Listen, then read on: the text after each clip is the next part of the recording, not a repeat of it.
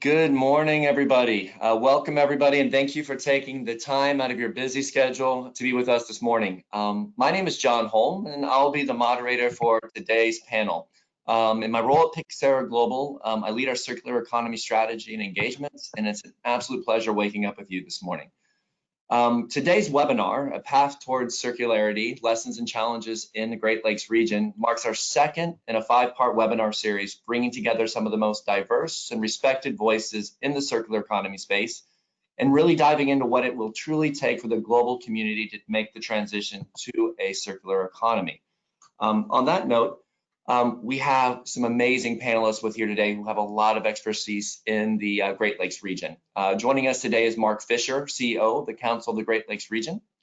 We're also really fortunate to have Stephanie Potter, who's the Executive Director of Sustainability and Circular Economy Programming at the U.S. Chamber of Commerce Foundation.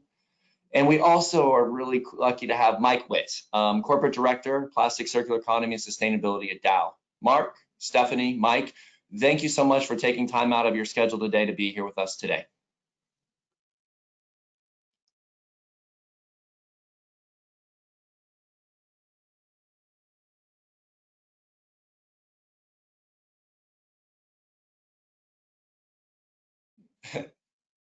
Moving forward, we have a really defined and action-packed agenda for you. We want to make sure that we're respectful of your time and the panelists' time. And so we're going to really kind of jump into it in 1 second. I think it's important to note that we're going to start by leading with some work on highlighted by PYXERA Global's work in the global community around circular economy and what we're doing in the Great Lakes region with our partners. We're then going to transition to Mark, and Mark's really going to jump us through the economic and ecological significance of the Great Lake regions and some of the objectives, the key objectives of the Council of the Great Lakes region and the role to lead to creation of knowledge, collaborations, and the necessary actions to achieve a more circular economy in the region.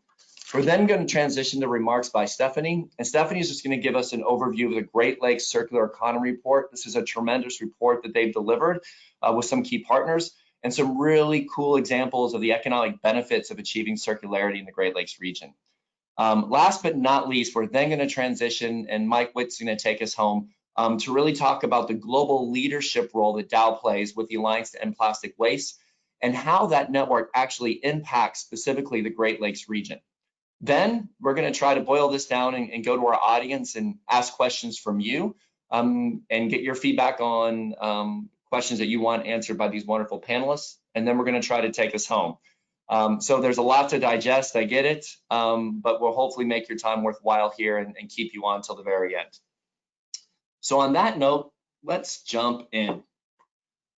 Paradigm shift, solutions driving the circular transformation. The theme of this, for those of you who don't know it, is really bringing together the best of the brightest solution-driven people in the circular economy space and really get their voices, their crucial voices from the public, private, and social sector of how we're making this transition to a circular economy. Voices such as SAP and Lush, who are really moving ahead in the space to really capture a competitive advantage by the transition to a circular economy. We're also going to hear in this publication, you hear voices like the former mayor of Boulder, Zan Jones, talking about how to incentivize a circular economy. Also, finally, you're going to hear some great voices from our key partners at PYXERA Global. You're going to hear from Closed Loop Partners, the Recycling Partnership, also some key folks at Greenpeace and First Mile, and really talk about some of the key aspects of our transition towards a circular economy. If you have not had a chance to read it yet, we're going to share the link with you when we send out to you the webinar briefing afterwards, or you can go to pyxeraglobal.org and download it there. A little bit about us before jumping in and handing it over to the participants. PYXERA Global, we're approaching our 30th anniversary. I cannot believe that. And essentially our role in the space is really to unite the public, private, and social sectors together to really solve systemic challenges that we're facing. We've worked in over 100 countries. We have 5 offices around the world. And we really work closely with the private sector to focus on issues material to the business and to tackle social problems simultaneously. In that context, our space in circular economy is rather unique because it's systemic and because we want to drive the public and private social sectors together for a voice. We really believe in an inclusive circular economy. And when you continue working with us or hearing about our webinars, you're going to hear a lot about our role in trying to get marginalized communities to participate in circularity, indigenous populations to participate, and what those drivers take to make the world participate fully in it, not just specific archetypes that have the ability or the access to do so. Some of our partners you can see in some of the great work we do include Closed Loop Partners, the Recycling Partnership, the Council of Great Lakes Region, which we're hopefully going to announce a really exciting initiative here in the coming months in Chicago, Arizona State University, and our wonderful thought leadership partners at GreenBiz. I think one of the key aspects that we really focus on in the Great Lakes region is really around this idea of circular cities and zero plastic waste communities, as well as engaging in what we're really known for in the space, engaging corporate volunteerism around social issues that can drive value to the business and the local community. I encourage you to learn more about what we're doing in the space and look forward to updating you on really cool initiatives as we move forward. Transitioning, I want to jump a little bit now and transition to Mark Fisher, the CEO of the Great Lakes region. We're really, Council of the Great Lakes region. We're really fortunate to have you here today, Mark. And if you could just to kick us off a little bit and provide some really key figures of the importance of the Great Lakes region on the transition to circular economy and the great work that you're doing, we'd really appreciate that. So thanks, Mark, for joining us. And thanks, John, and thank you for the invitation to participate today, and looking forward to many more conversations about circularity in the Great Lakes region. So much like you, I'd like to provide a little bit of a background about the Council of the Great Lakes region, and then I'll talk a little bit about the work that we've been doing with Dow and many other companies and partners around circularity in the binational Great Lakes region. So the idea of the Council of the Great Lakes region was formed in 2011 when over 250 regional leaders from government and business and labor, nonprofit, and the academic communities within the Great Lakes came together in Detroit, Windsor for the Great Lakes Summit. And the summit sought better ways of working together across the border and throughout the region. And many policy areas were identified where stronger regional collaboration and voice were needed when it comes to building the region's future economy, preserving a healthy ecosystem, and deepening cross-border and cross-sector collaboration and partnerships. Regional leaders at the summit were equally clear that gaps in regional leadership, knowledge sharing, and advocacy needed to be filled, but that no one organization existed to bring these interrelated binational interests together and to speak to the region's priorities. And so the council was formally launched in 2013 to really serve as a platform between, again, government, industry, academia, and the nonprofit sector to really think more strategically about the Great Lakes as both a shared economy, but also a vitally important shared ecosystem that we need to work together to grow and to protect. And so our core mission is really threefold. It's really working to connect and convene diverse interests, at events like our Great Lakes Economic Forum. It's also working together to discover solutions and strategies to the region's most pressing socioeconomic and environmental challenges. And then it's building coalitions to influence decisions that ultimately affect the region's long-term competitiveness and sustainability. And when we think about the Great Lakes mega region, it really is a key driver of economic growth and well-being. The Great Lakes themselves represent roughly 84% of North America's surface fresh water. The region is home to 107 million people across 8 states, 2 Canadian provinces. It's 51 million jobs, or 1/3 of the combined American and Canadian workforce. And you put all that together, it represents roughly the 3rd largest economy in the world if the region was a country, behind the United States and China. That's a $6 trillion economy. Next slide, please. And so when we think about the economic region, obviously we know that within this region, it's home to the Great Lakes Basin, the Great Lakes watershed, which is the largest freshwater system in the world. And so the sustainable environmental management of this region and the watershed is critical for the continued economic success and growth of the United States and Canada. But we know that there's legacy challenges, but we also know that there are new challenges that are on the horizon that exist. And just to give you an example, and it's obviously pertinent for this discussion today, is that we're seeing valuable materials being lost to landfills in the environment. And just to illustrate that, research that's been done over the last 3 to 4 years has shown that 80% of the litter found on the shorelines of the Great Lakes is plastic. And so it's not just an oceans problem. Can you just jump back there, John? I think we've got it on a time loop here. The science regarding the ecological and human health impacts of plastic debris is certainly evolving rapidly, and again, studies have shown that it could cost up to $400 million annually to clean up and curtail plastic pollution. And the pollution from other materials. It's a staggering figure. So it's, anti-litter campaigns, it's beach cleanups, it's finding new infrastructure, new innovations to really address these issues. And so we think that creating a binational Great Lakes circular economy is certainly one way to manage the leakage of valuable waste, including plastic, into this globally significant natural resource. And principally because we've seen that our recycling rates, even though that we've been talking about recycle, reuse, recover for a long, long time, our rates are still incredibly low. And in fact, in some cases like Michigan, it's as low as 12%, and even lower in some other cases in the IC&I sector. Next slide, please. And so what we've been doing is really trying to explore some of the hurdles to achieving circularity in the binational Great Lakes region, and some of the big sort of barriers or obstacles that we see. And I know that Stephanie will talk to a little bit of these in her report. Looking at reuse markets, the policy alignment. In Ontario and Canada, we're talking a lot about extended producer responsibility and other policy shifts that have to happen to support circularity. Obviously, we're still seeing consumer or customer behavior shifts that need to happen, recycling infrastructure, product innovation, investment, investment in infrastructure, investment in innovation. And these obstacles, these hurdles are obviously significant, but I think we can overcome them by working together. Next slide, please. And so as an organization, again, working with Dow and many other companies and partners, we've been trying to lay the foundation for making the shift from a linear model to a circular model in the Great Lakes region. And so that started with the Great Lakes Circular Economy Forum in 2019, which we co-hosted with the United Nations North American Office, the City of Toronto. We were very fortunate to have speakers such as Stephanie and many others come and speak about circularity in the region.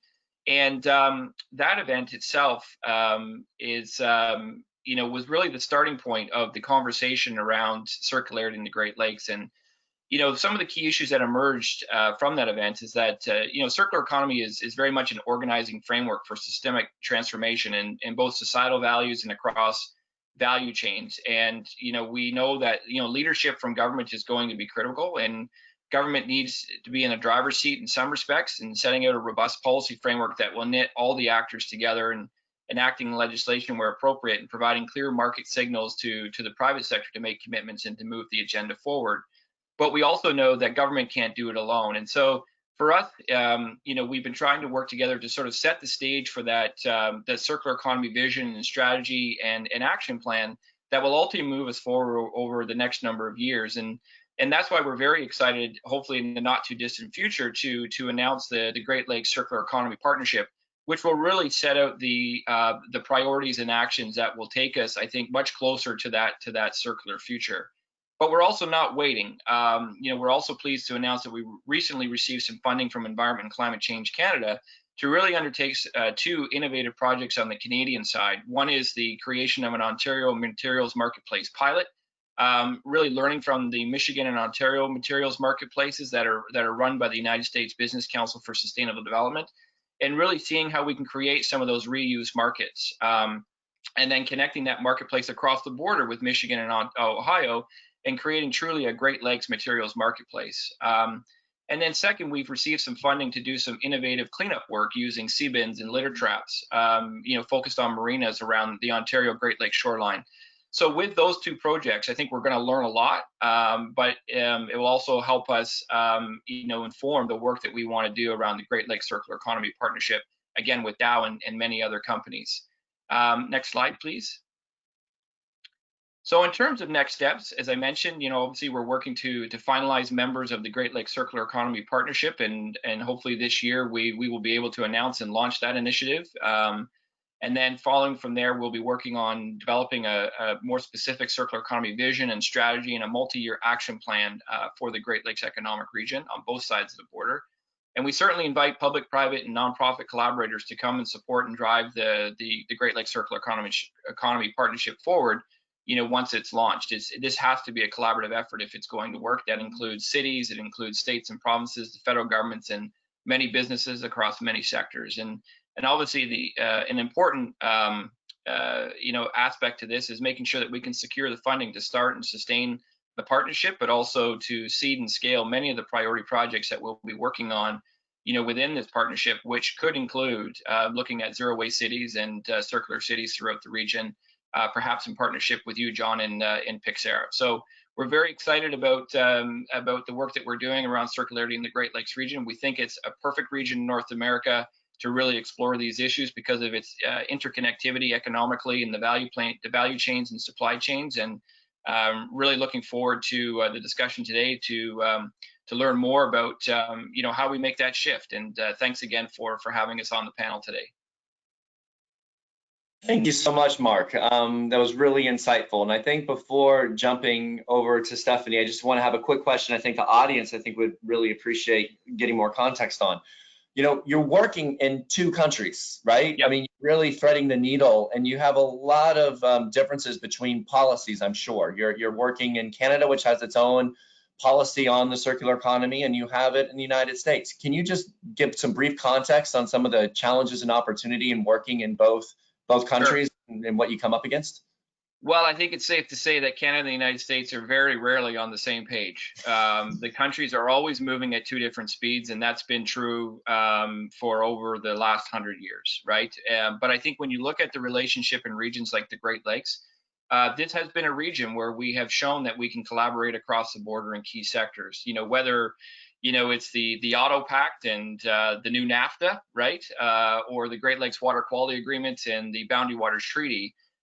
These relationships, these agreements, these treaties, in many cases, were born out of the Great Lakes region. So, we just have to deal with the reality that countries move at different speeds, and so do the states and the provinces. And I think the great thing that we provide as an organization is that safe place where government, all levels of government, can come together with industry and academia and many others in a region like the Great Lakes to find those common solutions to some pretty tough challenges. And so we provide that unique bridge across the border, and I think we're going to need that on issues like circularity and our future sustainability and competitiveness. Fantastic. Thank you for sharing. Thanks, Mark. Really appreciate it. Stephanie, how are you? I'm good, John. Thanks. Great. Thanks for joining us today. So, it's been fascinating working behind the scenes and seeing the great work that the U.S. Chamber of Commerce Foundation is doing and what you specifically are leading in your sustainability and circular economy programming. I literally look forward to this part of the session, and thank you so much for taking the time to join us today. The floor is yours. Pleasure. Okay. Well, as John introduced earlier, Stephanie Potter, U.S. Chamber of Commerce Foundation, overseeing sustainability and circular economy. So, by way of background, the U.S. Chamber of Commerce Foundation sits as the 501c3 affiliate of the Chamber of Commerce. And we, within the Corporate Citizenship Center, partner with the private sector to be a force for good. So what we do in the Corporate Citizenship Center is produce programming that helps companies drive forward their CSR goals and fill gaps in the field in service of our business network. So the circular economy piece of the portfolio in particular focuses on making the case for the business opportunity of pursuing the circular economy, focusing on new business models, and again, filling gaps that are pertinent to making that case stronger, which is the piece that we'll talk about today. So next slide, please. Just by way of context, we also work in a number of other issue areas that are very cross-sector and pertinent to CSR agendas. So any questions on those, feel free to reach out and get you pointed in the right direction.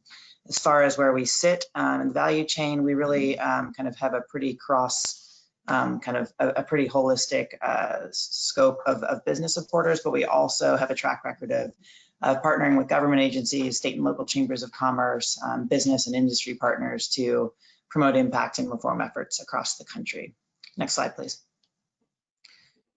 So as far as the research that Mark referenced at the front end of this conversation, so we put together a coalition of companies to help us drive forward a point of view around the economic opportunity from shifting to circular business models in North America. We're really keen to kind of drill down some of the work that's been done so far that creates the story for the economic advantage of circular tactics, but make it granular enough to be useful within a region and within sectors that sort of use kind of high value materials. So we're trying to make the link between those sectors that are really heavily reliant on limited resources, such as in the case of this research, wood, pulp and paper, steel, and plastics, which we'll get into. But basically, this piece of research, for various reasons, focused on the Great Lakes region, Great Lakes and St. Lawrence. So next slide, please. So the coalition was made up of a number of companies that are footprinted or have operations in the Great Lakes region. So Steelcase, Whirlpool, Kohler among them, and then American Forest and Paper Association, whose member companies are footprinted or highly active in that region. The other group that we had involved in this to drive the sort of policy kind of pieces of it in terms of what's relevant for that set of folks was Great Lakes governors and premiers. And so they represent chief executives from Illinois, Indiana, Michigan, Minnesota, New York, Ohio, Ontario, Quebec, and Wisconsin, and Pennsylvania. And then we have our shape leaders that are Dow, DSM, and Kroger that support kind of our work across the sustainability and circular economy space. And we also included case study spotlights throughout this research from some of the contributing partners on the underwriter side, as well as PG, Clearwater Paper, Sappi, Schnitzer, and Westrock. Next slide, please. So the research was intended to really make a stronger business case and include practical steps, actionable steps for mainstreaming the circular economy, specifically as referenced with GSGP and some of the other groups that were involved in this, to offer decision makers and companies operating in this region with a way to quantify, capture, and communicate the value of transitioning to the circular economy. And then thirdly, we really want to look at replication of this study. So we've set it up in a way that is movable in different regions with these same material streams or perhaps different material streams. So really keen to get this to be something that we can kind of take on the road and figure out ways to help companies and others footprinted elsewhere to look at the justification for similar transitions. And then as far as, well, let's go back one. Just, yep. So as far as the scope of this, so we looked at the states that we looked at included Illinois, Indiana, Michigan, Minnesota, New York, Ohio, Ontario, Pennsylvania, Quebec, and Wisconsin. The material streams I mentioned, steel, plastics, and wood, pulp, and paper, relevant to sectors such as manufacturing and ag. As far as the sort of circular economy evaluation across these materials, we were really looking at sort of key circular measures like recycling and reuse in the plastic space, reducing steel scrap, and then also looking at feedstocks useful from the byproducts of the manufacturing process in pulp and paper. The economic focus was a big piece of, so we basically looked at both the economic and the environmental side. On the economic side, we were looking at the cost of primary resources and cash out costs, as well as externalities such as CO2 emissions and the economics around that, and the opportunity cost with other resources as well. Environmentally, we were looking at CO2 abatement in the region. We did not look at social, which we'll get into a little bit as far as what that entails, because there are some relevant pieces that do include opportunities outside of the environmental and economic case. All right, so now we can move on. The findings, which may be the most interesting piece of this. So among the material studies, we saw that the economic advantages were extending anywhere from $4.4 billion to $5 billion USD. We can talk about that scale in a minute, but the environmental side was a reduction in greenhouse gas emissions of about 35 million to 120 million tons of CO2. So that's the equivalent of taking anywhere from 7.5 million to 25.5 million cars off the, or passenger cars off the road. Sorry, 25.5 million. So 7.5 to 25.5 million passenger cars off the road every year. And then that's also, maybe more interestingly, to the Great Lakes region, 8% of total carbon footprint of the Great Lakes region. So that's at the smaller range. Socially, which we did not include in this piece, benefits are things around kind of expanded job offerings in circular economy activities, such as recycling, remanufacturing, that cut across skill levels, workforce skill levels, which is notable. And then also, you know, the support of a wide group of community stakeholders, including vulnerable populations, focusing on job training, business opportunities, transitioning labor skills to avoid labor disruption, and enhanced affordability of goods and services through shifting to service models and other kinds of models of use that the circular economy offers. The reason for the sort of slide of economic and environmental benefit is because we looked at two scenarios: a partial scenario, which is the use of existing technologies within the Great Lakes region that could be utilized to support this transition. And then the ambitious scenario was inclusive of new technology, so things that exist but are not currently in use in the Great Lakes region. So, or new technologies that are sort of emerging technologies. So really how fully folks are getting as far as utilization of what's in the region and what could be helpful in the transition. So that's that. And the 5 actions that are highlighted as far as what is scalable are nothing completely, you know, out of the box of thinking, but embracing the broader aspects of circularity, which includes these social benefits, GDP growth, and then also alignment with the UN Sustainable Development Goals. Encouraging partnerships and collaboration, so specifically looking for corporate supportive models that foster circularity and collaboration to lead to the scaled adoption across all sectors.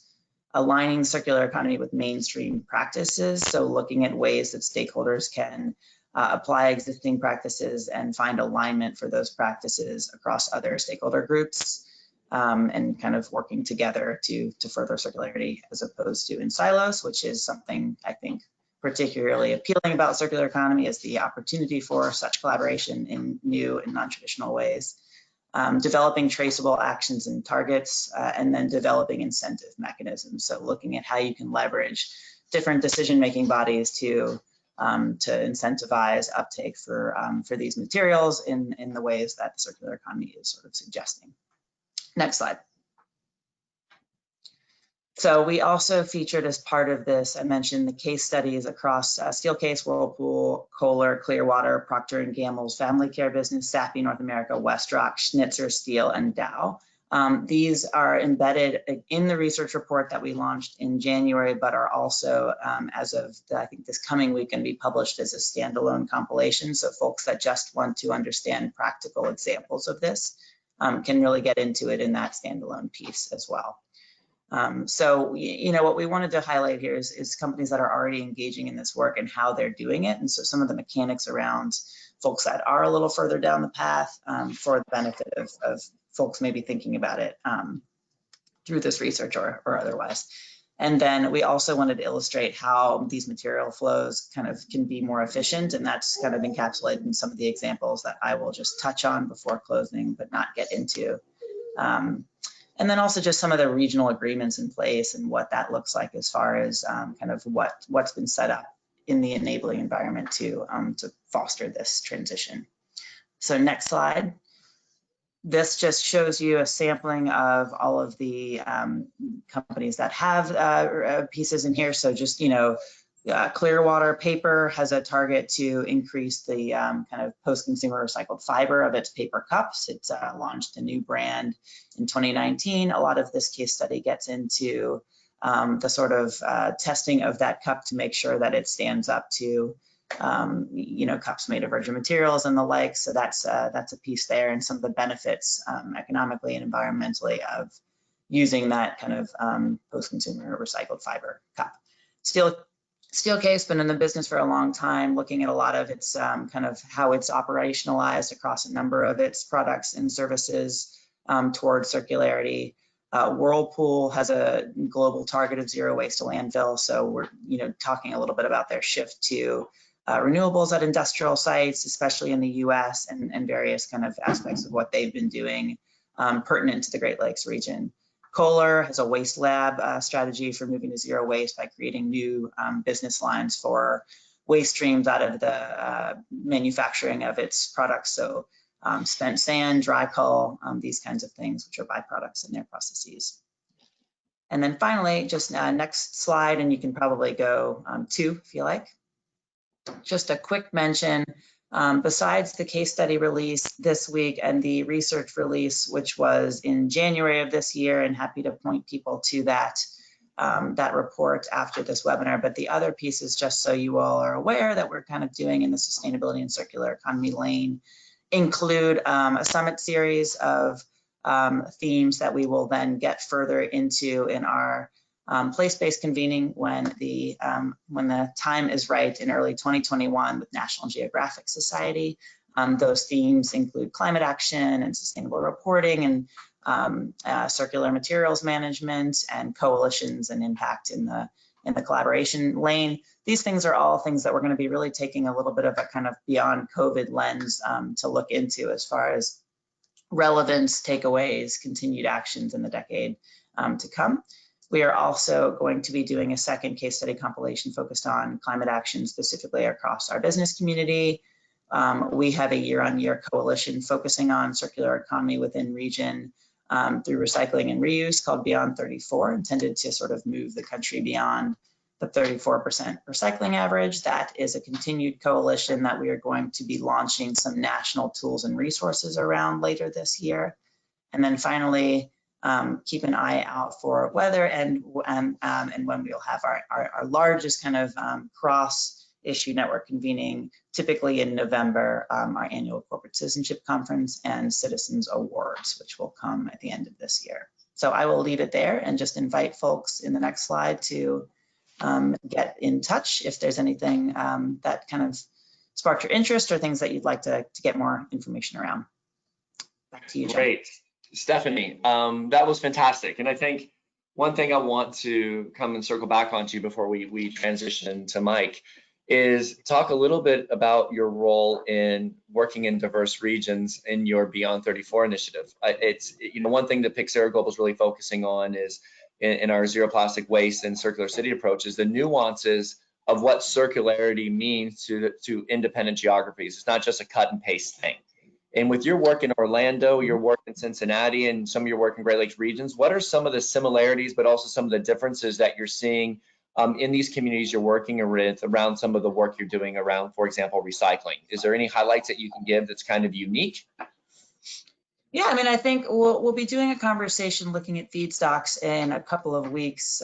So stay tuned for that, but that will pull out some of the observations that we have pulled from our current work in Cincinnati. Which is our second region, to your point, of where we've done a place-based model. Part of the reason for this place-based action is because recycling is very local, to your point. We want to look at road testing a model that we see similar to this research as being a very scalable kind of process for thinking about recycling and reuse optimization. So the idea here is we are not a solutions provider, but rather a convener of different stakeholders. So a lot of influence from our business community and a lot of influence from local municipalities and folks on the ground that have been working on this for years and really trying to road test a model that we can take elsewhere, which will be a lot of our work in the coming year is really developing,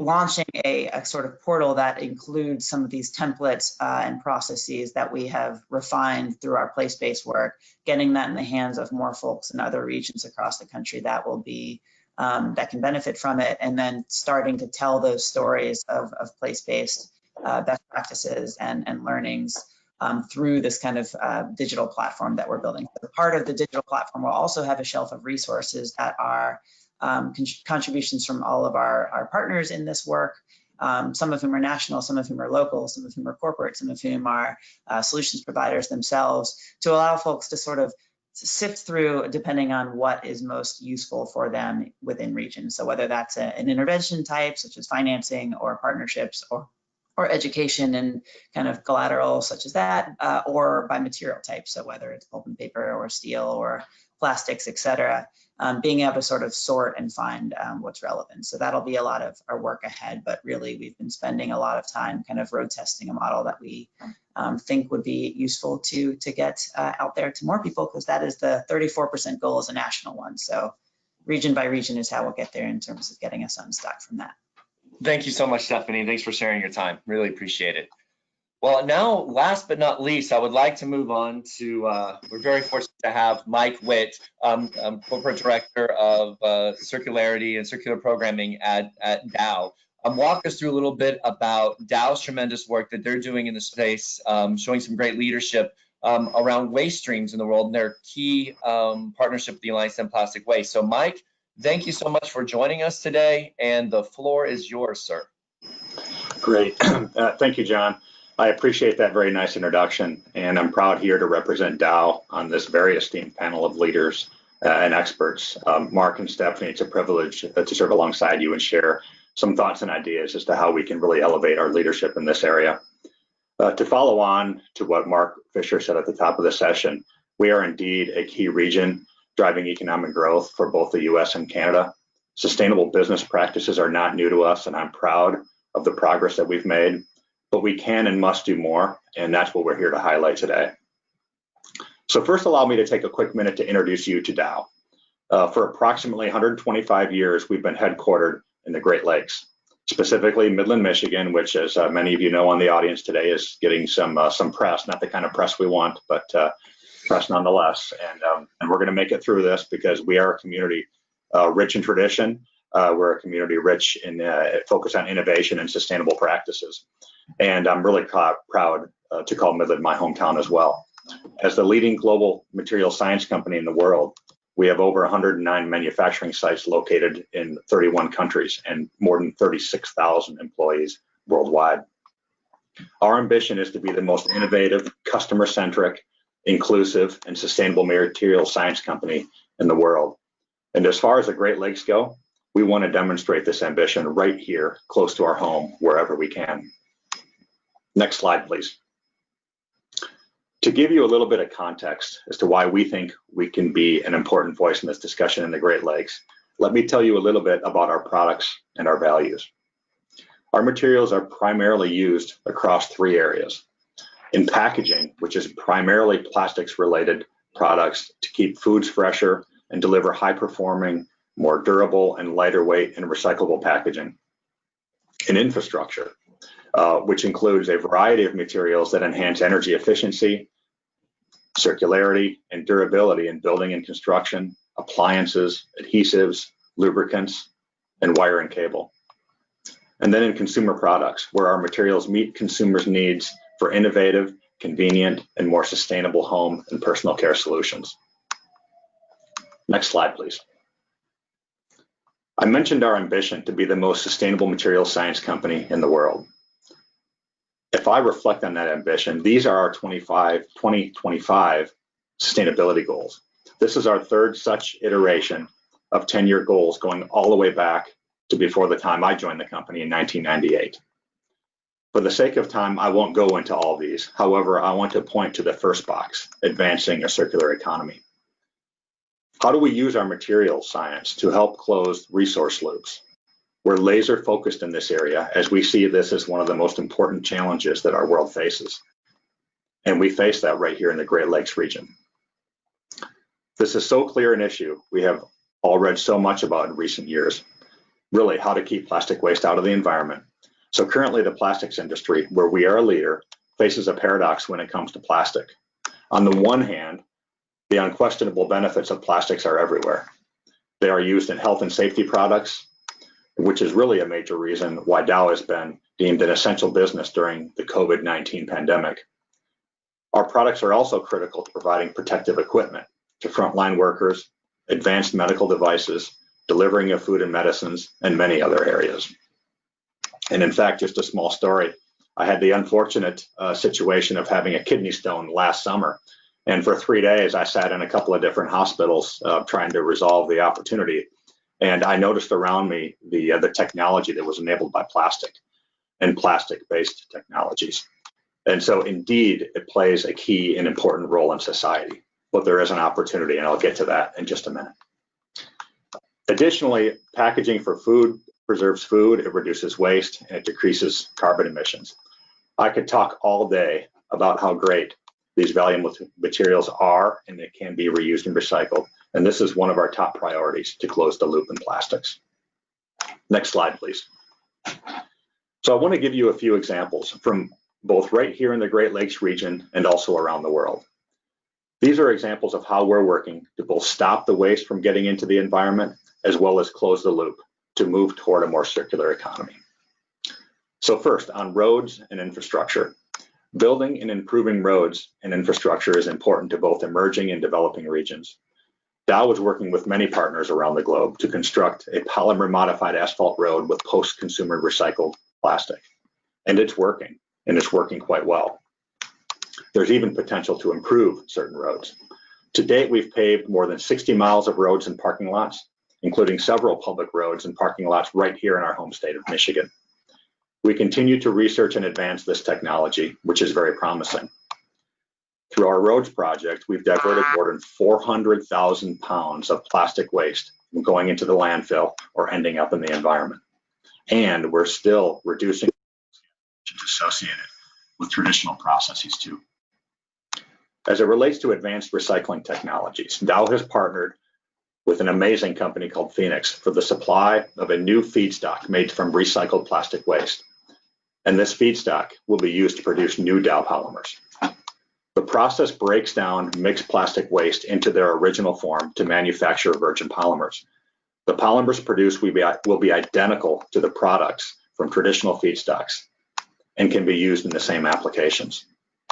The agreement that Dow has with Phoenix is an example of Dow's strategy to enable a shift from a linear economy to a circular economy for plastics. Dow is focused on resource efficiency and integrating recycled content and renewable feedstocks into its production processes. This partnership is just another important step in ensuring the sustainable production of circular polymers. On the topic of Hefty Energy Bag, Dow initiated the Energy Bag program way back in 2014, so almost 6 years ago. Today, this partnership with Reynolds Consumer Products, owner of the Hefty brand, this is a recovery program and we've successfully expanded it. This program collects hard to recycle plastics from consumers at their curbsides and converts them into valuable resources, including energies, fuels, and feedstocks. And again, as I mentioned, to date, we've expanded this program to four areas located across North America, including in the United States and Canada. We're making products more recyclable. Dow recently partnered with two Great Lakes companies, Kellogg's and Berry Plastics in Indiana, to help Kellogg's design a package for their Bare Naked granola product. And this is a product that's fully recyclable. The Bare Naked packaging uses Dow recycle-ready technology to fulfill this need. Consumers can drop off their recycled package at the local Meijer store, Kroger, Target, or your favorite retailer. The increased convenience of this recycle process makes it more likely that consumers are actually going to recycle. And finally, I want to talk about something near and dear to my heart, and that's the Alliance to End Plastic Waste. And I guess the first question you might ask, why is partnership important? Well, Dow, as a founding member of the Alliance to End Plastic Waste, discovered that this newly formed organization, when it commits more than $1 billion with the goal of raising more than $1.5 billion over the next 5 years, can develop and scale solutions that manage plastic waste and promote post-use solutions for plastic. What are we trying to accomplish? A four-part strategy that focuses on infrastructure, innovation, education, and cleanup. The Alliance is developing scalable solutions that will minimize and manage plastic waste while promoting solutions that will drive a circular economy for plastic. The Alliance membership represents global companies and organizations located throughout North and South America, Europe, Asia, Africa, and the Middle East. Members of the Alliance include many very recognizable names of companies whose products and services contribute to a successful plastics value chain. Some of these I think you'll recognize, like Procter & Gamble, PepsiCo, Charter NEX, Ampeset, and many, many others. And it's important to note, while this is a global organization and the scope of its projects and partnerships are really without boundaries, there's many of these companies that have focused right here in the Great Lakes region, a few of those that I mentioned a second ago. Next slide, please. So John, thank you for allowing me to share some thoughts on this very important topic of how to drive a circular economy right here in the binational Great Lakes region. With all of the business firepower combined with the intellectual capabilities of the amazing educational institutions, together with governments keen on promoting the development of a sustainable solution in the marketplace, I can think of no better place in the world where local leadership can drive global change. This concludes my comments, John, so back over to you. I look forward to some questions and some dialogue back and forth with both Mark and Stephanie as we work together to advance the circular economy right here in the Great Lakes. Thank you. Thank you so much, Mike, for your time and sharing such really information that's really relevant to where we're going. You know, PYXERA Global has been a really crucial partner with Dow for a long period of time, and we've gotten to, you know, see firsthand the work that you're doing in trying to create a plastic-free world. I think one thing's really interesting, what we're seeing with you and both the Alliance to End Plastic Waste is, in some of the projects in our discussions that we're considering on the ground in our zero plastic waste community concept, is the role of including local stakeholders in the conversation. Can you just talk a little bit about Dow's role in getting local buy-in, not only from community members on what plastic means to them, but also your Dow team itself and some of the great work that you're doing to motivate your employees around engaging on a plastic waste free world? Yeah, there's a couple great questions there, John, and I'll try to hit both of them. Employee engagement, of course, is one important piece, but then as it relates to the Alliance to End Plastic Waste, really local engagement and how we bring together the power of these global organizations and local knowledge to advance what we're trying to do within the Alliance. As I mentioned, Dow is a company. We have operations in over 30 countries around the world and 109 manufacturing locations. And we have partnerships, and we've developed relationships, both commercial and government relationships, partnerships with NGOs, in ways that enable us to better understand some of the local opportunities. And so Dow, along with the other 48 member companies within the Alliance to End Plastic Waste, we've brought this knowledge together in a collective way, and it really enables us to better understand and really optimize around how we can take a project idea and how we can implement that at a specific location, say Southeast Asia. Let's use Jakarta, Indonesia as an example. We have a number of projects that we've stood up there, and we can go into Jakarta and we can work with federal government, and we can identify what some of those specific opportunities are around implementation of waste management infrastructure. The needs are well understood because they're well publicized. But what is a little bit further beneath the surface is who is it that we can work with at the local level to effectively integrate ourselves into the system, better understand the opportunity, and engage, embrace, and bring others along on this journey. So we bring in our know-how, we bring in funding and expertise, and they bring to the table a way of how to get things done. And when we bring those two together, it's really a marriage made in heaven. And this is just one example. There's many other examples I can share as it relates to the Alliance and the dozens of projects that we've already announced. But I also want to get to your second point, and that is really local engagement for employees. Because here with Dow, again, I mentioned we have 36,000 employees worldwide, and nothing is more motivating to a Dow employee than getting involved in an opportunity that enables them to express what they want to express, and that is, how do I make this a more sustainable world? There's lots of companies out there. I have the good fortune of knowing one, and that's Dow. It's been my focus in my entire professional career. And to each and every employee out there, that they express and they represent these values of integrity and respect for people, but also protecting the planet. And these are the major components of a sustainable business enterprise. And the projects that we get involved with, and the individuals who really want to get involved, even if it's not part of their official job or the scope of their role in the company, they want to get involved. And as Jared Erpelding in our company knows very, very well, our some of these projects that we focus on ending plastic waste in the environment.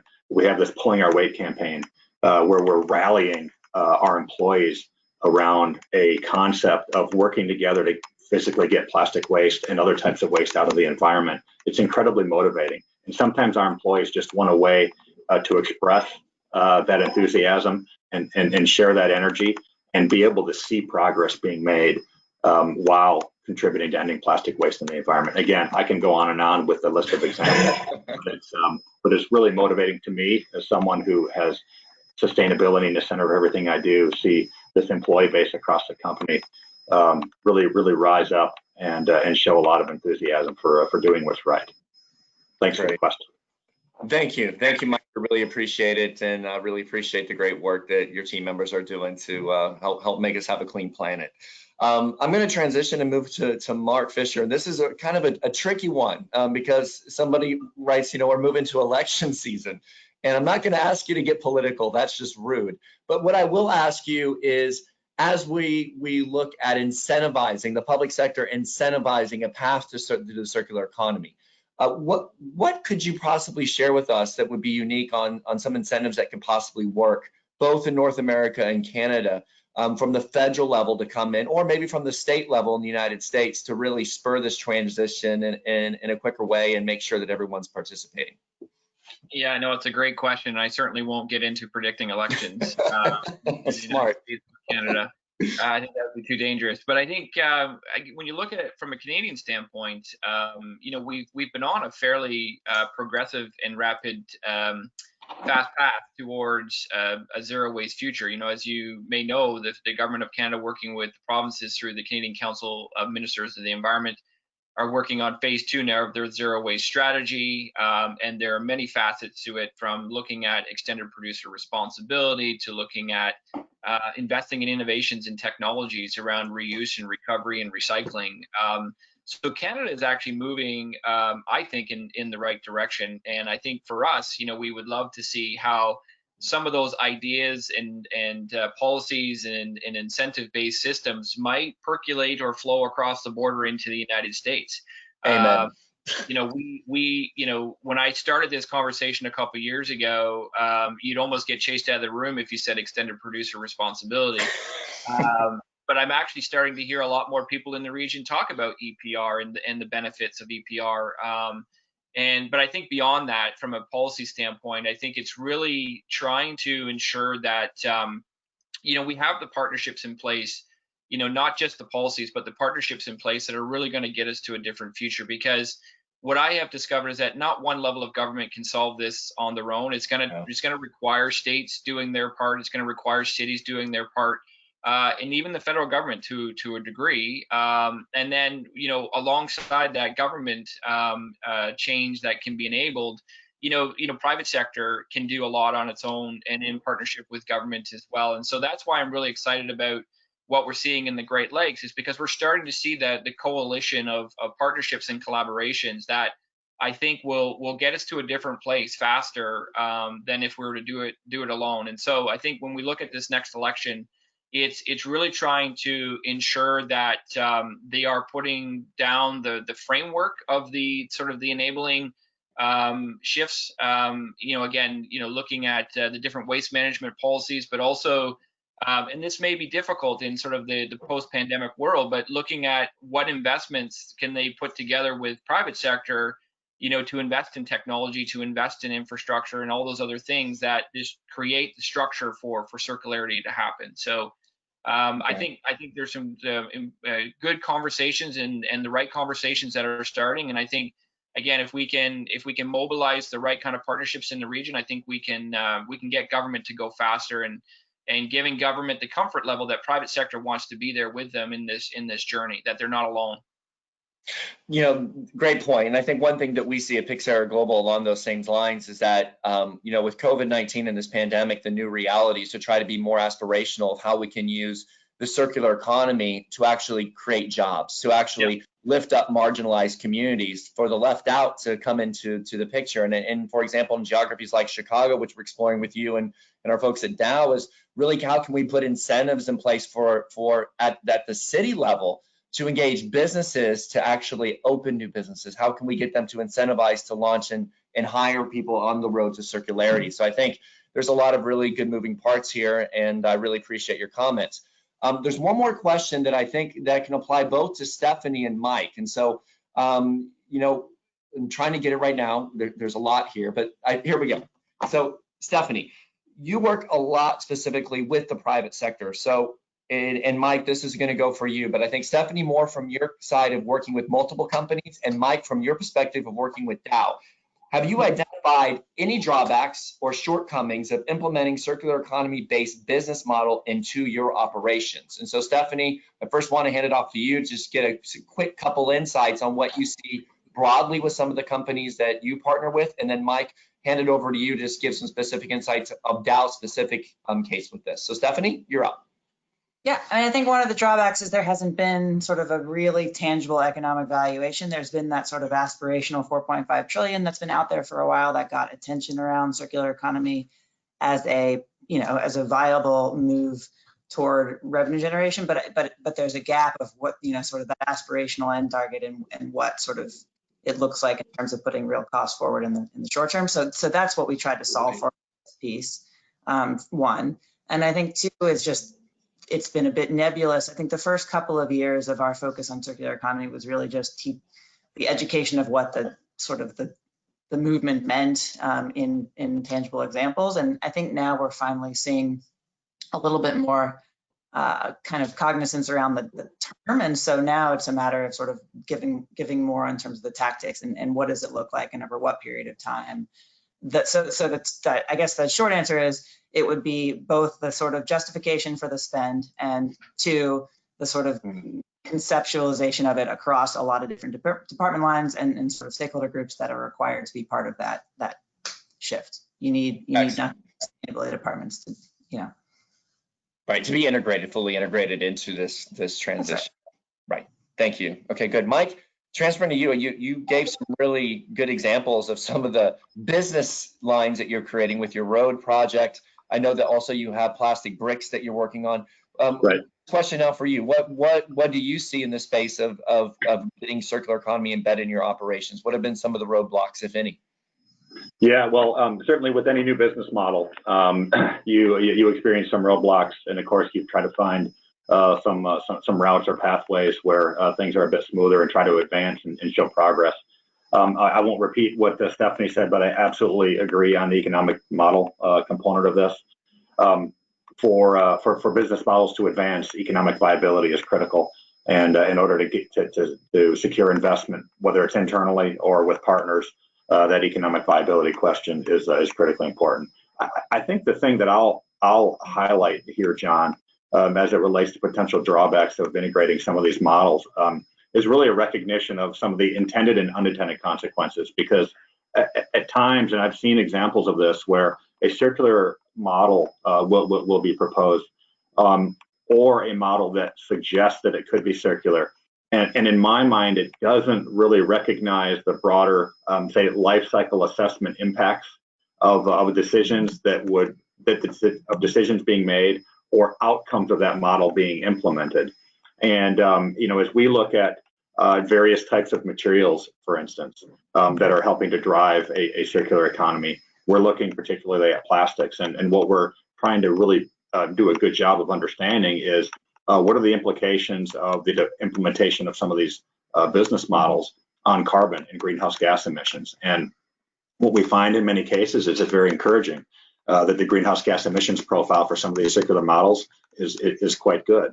In other cases, we find that maybe it's kind of on par with other existing technologies, and with some of the other materials that are being used or promoted for use in other types of packaging applications, sometimes that argument or a recognition of greenhouse gas emissions and kind of the carbon piece of life cycle assessment is absent, and so I guess that would be a drawback in some of the models that are being utilized is an absence of really looking across that entire life cycle, and so what we're trying to do is co-develop some of these models where we look more wholly at from really cradle to grave, to use some of the older terminology, but we like to look at it as cradle to cradle, because we're looking to develop and promote and perpetuate some of these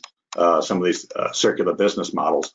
And so I'll kind of leave it at that, as really understanding and making sure that you have have done an assessment around what those intended and unintended consequences are. And in our case, what's particularly important is that carbon and greenhouse gas emission side. Thank you. Thank you.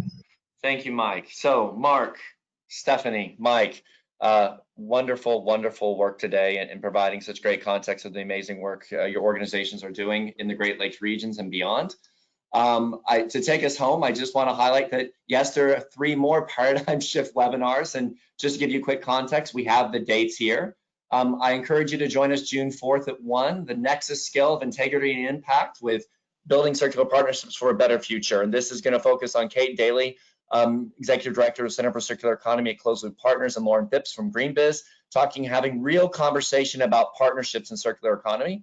Then we're going to have a really cool webinar on circular cities and this incentivization towards an inclusive path to circular economy with former Mayor Zan Jones from Boulder, giving her insights of what she did in the city of Boulder to perpetuate the transition to circularity.